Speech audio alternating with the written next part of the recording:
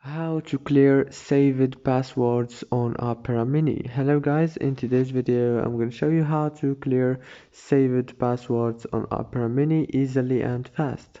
So first thing, go to Opera Mini. Now this is the home page.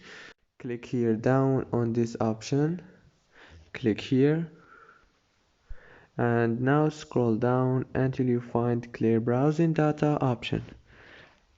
Click on clear browsing data and click on clear saved passwords.